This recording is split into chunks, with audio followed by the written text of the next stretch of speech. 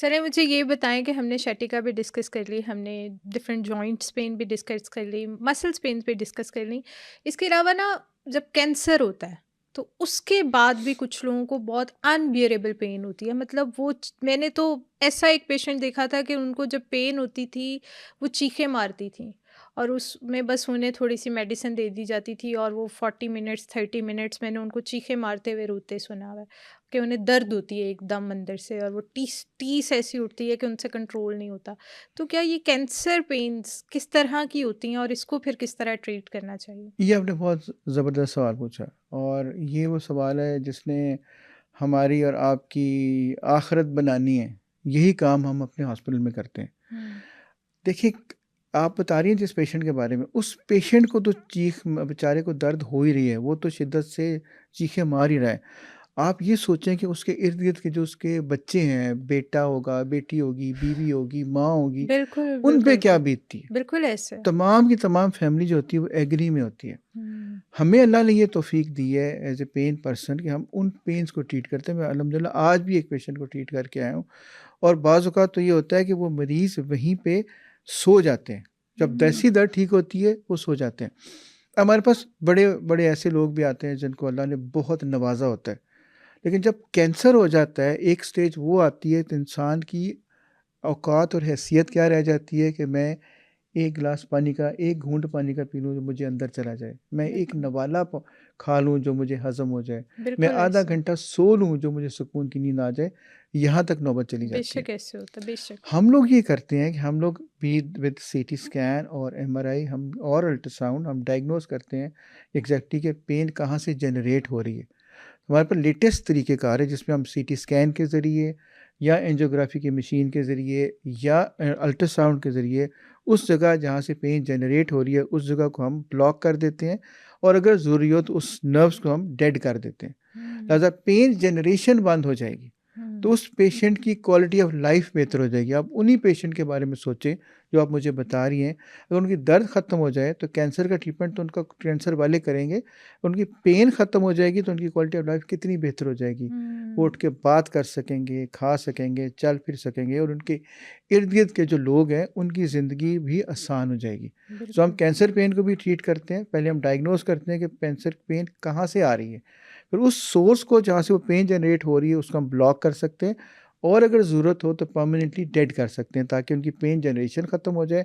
हर वक़्त की एगोनी, हर वक़्त की दर्द, हर वक़्त की चीखें वो ख़त्म हो जाए और अक्सर ऐसा होता है कि या दर्द बिल्कुल ठीक हो जाती है या उसकी शिद्दत कम हो जाती है या उसकी जो ड्यूरेशन है वो कम हो जाती है। सो हुँ, ये जो कैंसर पेन्स हैं, चाहे वो पेट का कैंसर है, बच्चेदानी का कैंसर है, स्पाइन में कैंसर है या किसी और जगह पे कैंसर है, उनसे अक्सरियत ऐसी है जो ट्रीटेबल है।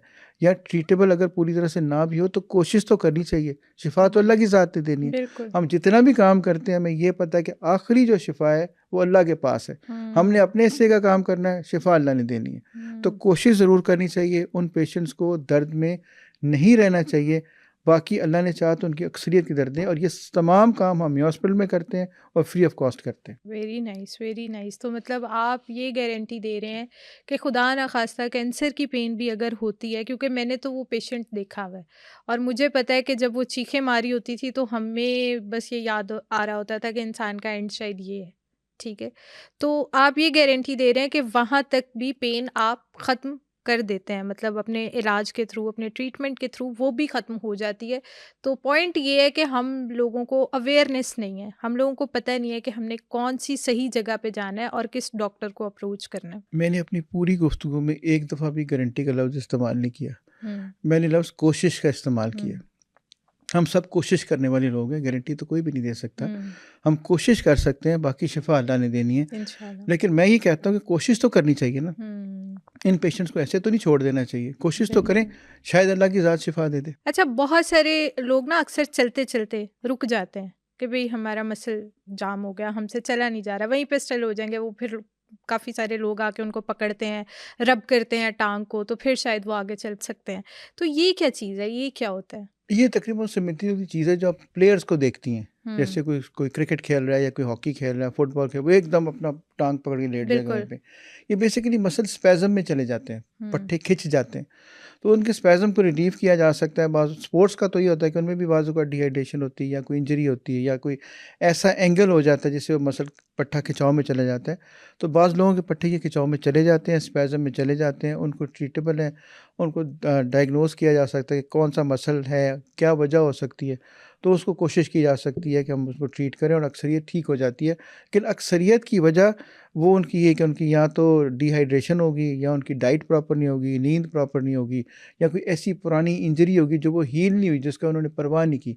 तो थोड़ी-सी ट्राई करें तो ये चीज़ें ठीक हो सकती हैं। अच्छा, मैंने एक चीज़ पढ़ी थी एक जगह कि अगर आपके सर में खुदा ना खास्ता कोई चोट लगती है या ब्रेन कह लें या सर कह लें कि वहाँ पे अगर चोट लगती है, तो वो अगर एक दफ़ा लगी है ना, वो फॉर द टाइम बिंग ठीक हो भी गई है, तो वो दोबारा कभी ना कभी दर्द जागेगा ज़रूर। तो इस बात में कोई नहीं, रियलिटी कोई है? ज़रूरी नहीं है। हुँ। अक्सर का बचपन में तो कौन-सा बच्चा ऐसा जो गिरा नहीं होता, जिसको टक्करें नहीं लगी होती, जो बेड से नहीं गिरा होता, जिसकी लड़ाइयाँ नहीं हुई होती, जो स्लिप नहीं हुआ होता। तो बहुत सारी दर्दें ऐसी हैं जो ठीक हो जाती हैं। कोई ऐसी दर्द जो कहें जी हर दर्द वापस आएगी, ये मेरा नहीं ख़्याल। नहीं, लेकिन सर से रिलेटेड या ब्रेन से रिलेटेड मैं पूछ रही हूँ। अगर ब्रेन इंजरी हुई है, अगर हुँ। दिमाग के अंदर कोई इंजरी हुई है, तो वो तो वापस आ सकती है, वो आप ठीक कह रहे हैं। वो किसी वक़्त भी अगर ब्रेन की ऐसी कोई नौबत आ जाए, तो शायद हमें उसमें कुछ महसूस हो।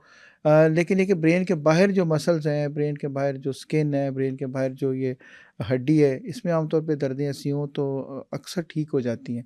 ज़रूरी नहीं कि वो वापस आएँ। बिल्कुल तो ठीक लेकिन है। कोई पुरानी दर्द, कोई पुराना मसला हुआ हो, तो शायद वो किसी वक़्त आ सकता है, लेकिन इसके चांसेस निस्बतन कम हैं।